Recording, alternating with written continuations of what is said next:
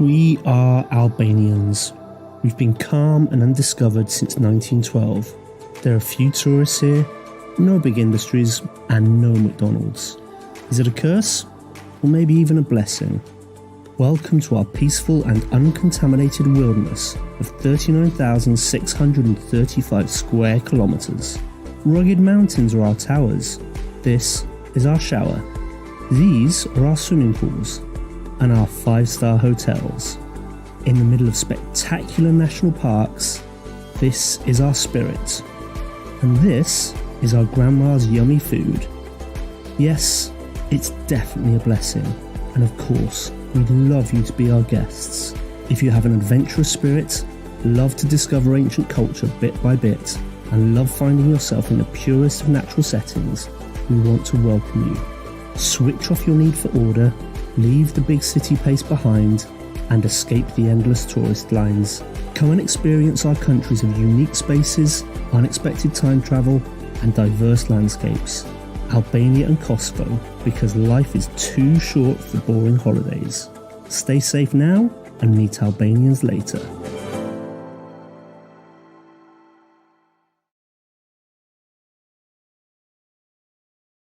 Hello world travelers and tourism enthusiasts. This is Blerina in the video series Blerina Travels in Quarantine. Today we are virtually traveling to the United States of America with Danyelle and Trsitan Pollock, entrepreneurs, mentors, and travel bloggers.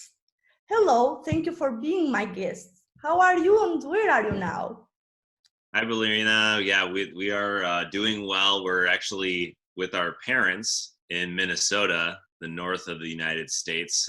We sometimes call it Little Valhalla. A lot of Swedish immigrants came here in the beginning, and we're kind of just out in the woods on the outer edges of the Twin Cities, and have been here for a couple months. Since Christmas. What is the most interesting place to visit close to your house? Yes, local tourism has definitely been a thing for us. Yeah, we have really enjoyed getting outside after work and going for hikes. It's turning into springtime here, so it's getting a little warmer and a little bit greener.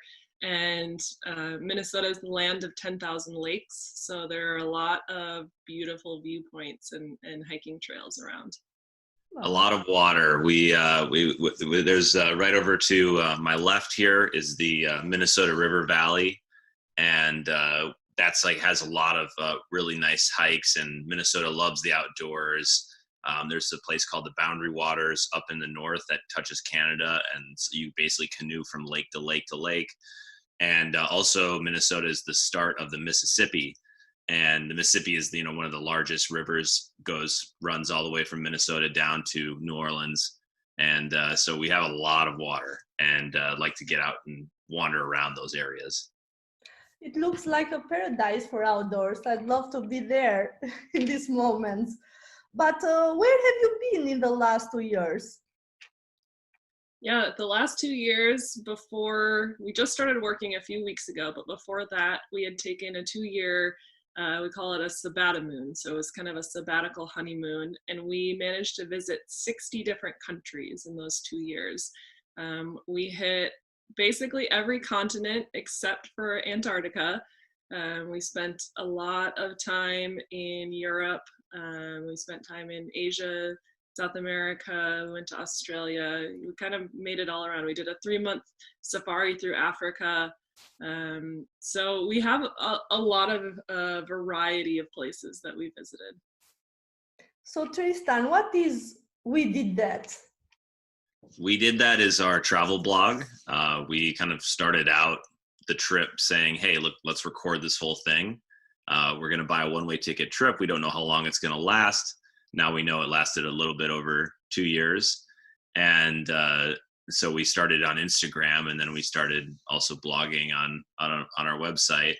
And it was a great outlet, I think, to kind of make some videos, photos, and write about the things that we learned while we were doing it. And how did you take this decision to travel for 2 years? What pushed you forward this? I think it was always something we knew we wanted to do, was to take that, one-way ticket trip to say, we're going to start in Mexico and then who knows where we'll go? Who knows how long we'll be gone for? It was something we had been planning for many years. And then once we finally decided to get married, it just kind of felt like a natural timing. We had been living in San Francisco for about 5 years at that point. So it felt like a good time to get away and explore a little bit more. Then after visiting about 60 countries, of course you are curious to know what is your favorite place? Oh, well, definitely Albania. We do love the Balkans and the Mediterranean, and it's such a beautiful place, and the coastline, and definitely we're big outdoorsy people, and so we we went rafting with you, which was incredible. Went to the north, the kind of fjord like north, and we love the Nordics. So Sweden, Norway, Iceland. We love islands. Tasmania.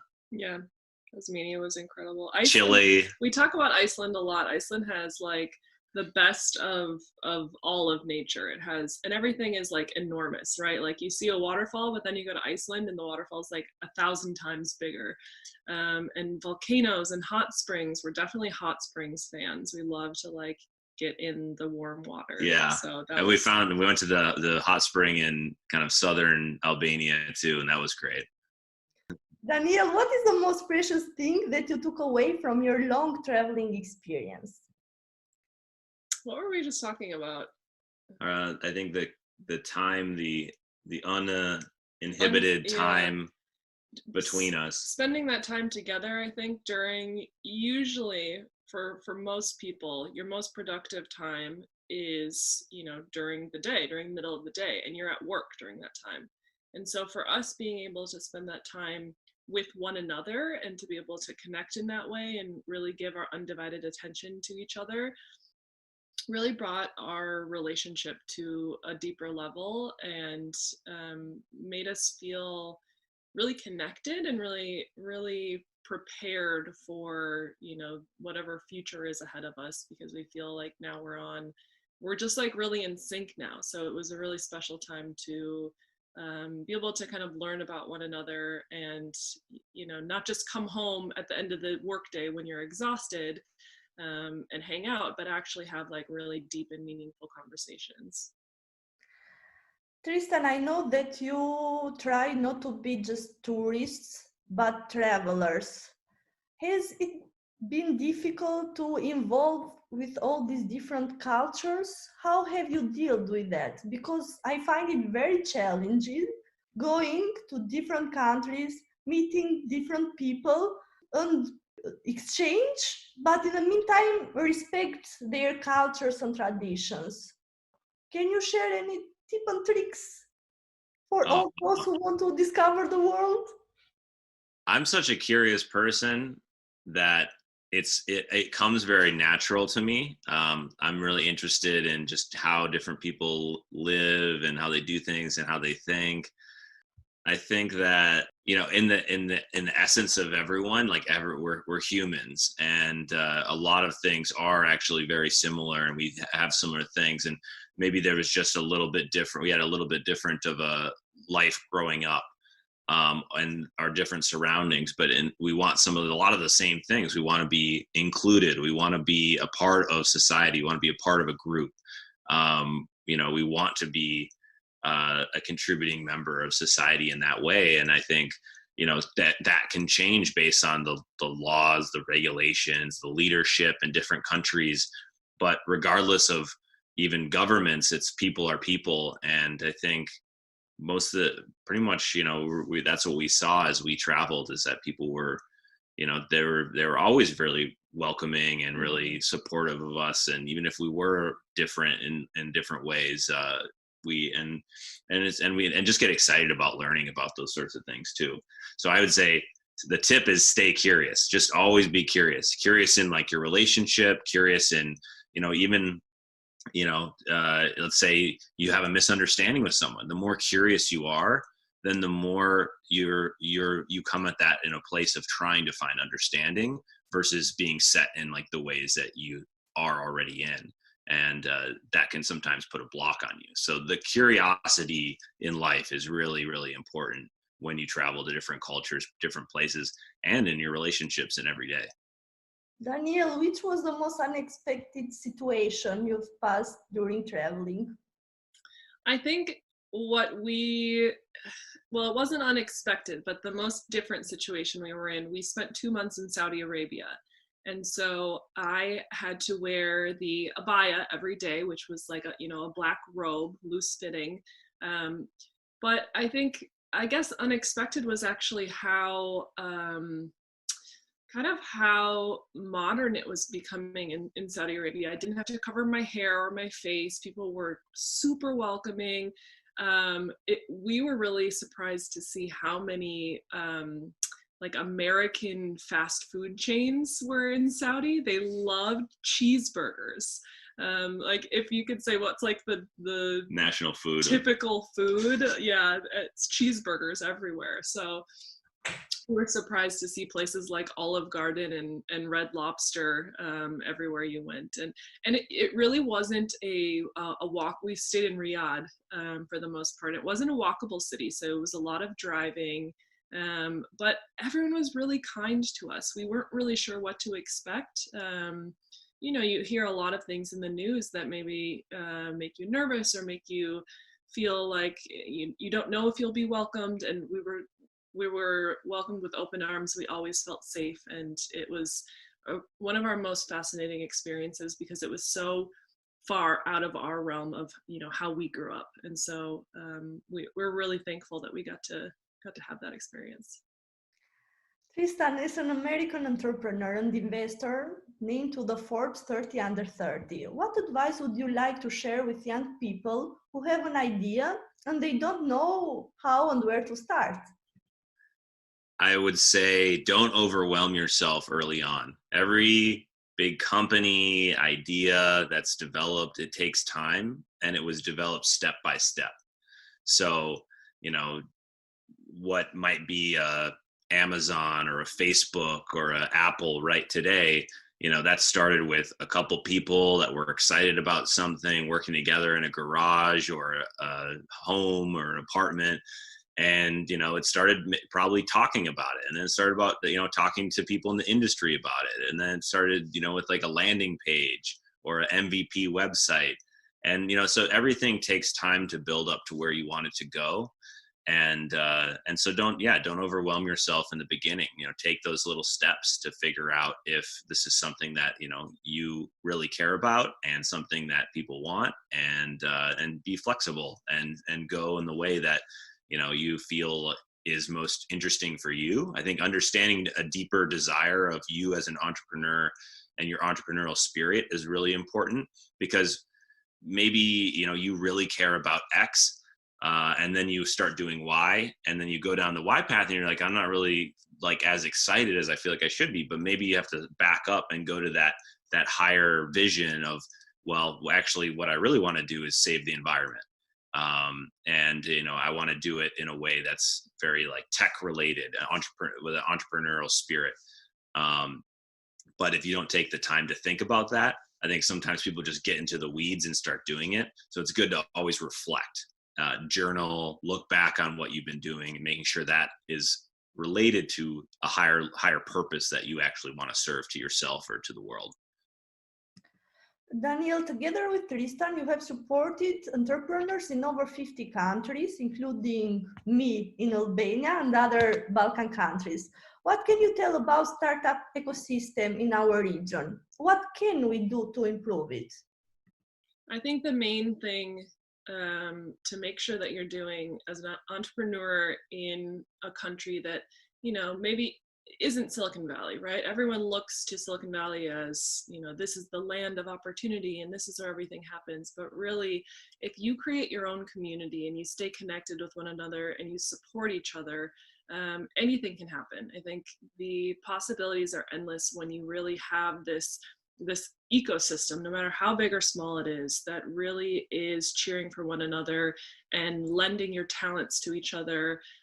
Just because you maybe have a different type of business than someone else, it doesn't mean that you can't kind of share and lend your expertise to one another. And so I think I was really impressed by that when we were in Albania. It seemed like, all the work that Swiss EP was doing there, and really helping to connect people and give them resources and different information and insights, was really powerful. And I think that's what can help take you to the next level. Tristan, what is the best thing that you loved about Albania? Oh, wow. One thing. What?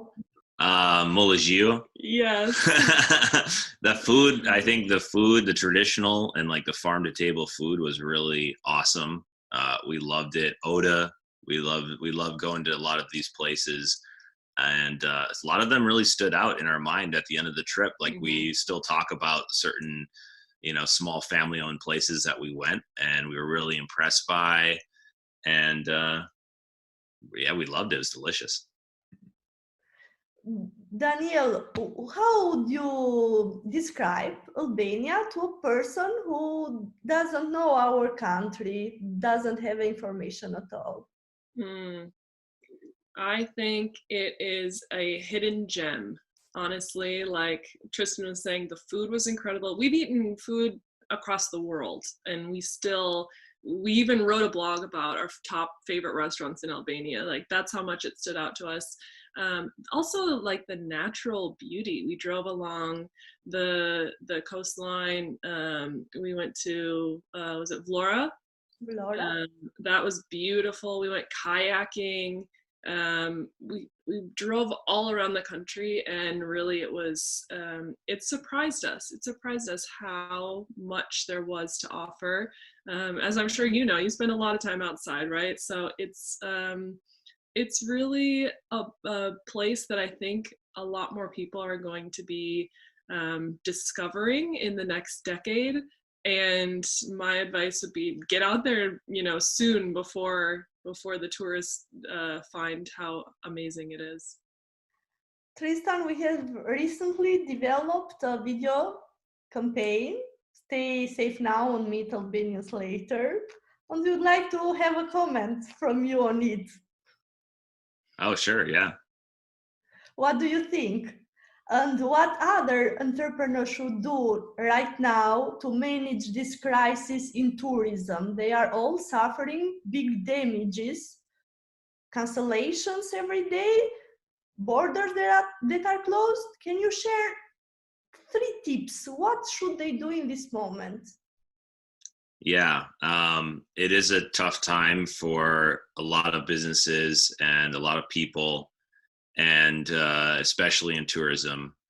And I think that you're providing a great example of what can be done, and that's leadership and leading people forward in a positive way, keeping the communication lines open so that your employees, your customers, and the greater community know what's going on, and they know what you're thinking, and you're also helping relate what's being said in the world and by governments, and how long this is going to last, and other communication around COVID, and helping decipher what some of this means for a particular industry or for a particular business. So I think that communication, leading with empathy, those are some of the biggest things you can do, because there is still a lot to be understood about the pandemic and how long things will last. But maybe the last piece would be, you have to just be smart with your business and, be very careful with where you're spending money, and try to make things last until things come back, and as well as look for other ways you can contribute online. And maybe this leads to a whole nother realm of tourism and tourism tech that could come out of this time, when people are still desiring to see places they haven't seen and experience different cultures, and how can that be provided on a digital environment. And so I think it's the perfect time for entrepreneurship, because of the level of adoption online right now is huge. Thank you very much for your time, but also for sharing your experiences and the precious advices. I hope to meet you soon again in the future. Stay safe, take care. Thanks for Bye-bye. having us.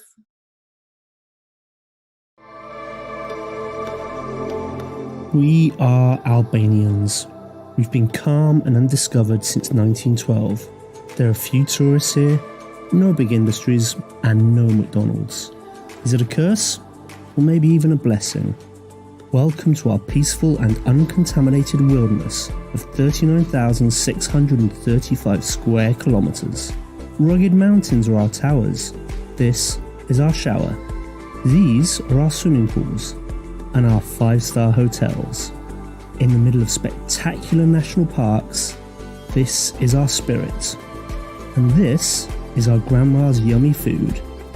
Yes, it's definitely a blessing. And of course, we'd love you to be our guests. If you have an adventurous spirit, love to discover ancient culture bit by bit, and love finding yourself in the purest of natural settings, we want to welcome you. Switch off your need for order, leave the big city pace behind, and escape the endless tourist lines. Come and experience our countries of unique spaces, unexpected time travel, and diverse landscapes. Albania and Kosovo, because life is too short for boring holidays. Stay safe now and meet Albanians later.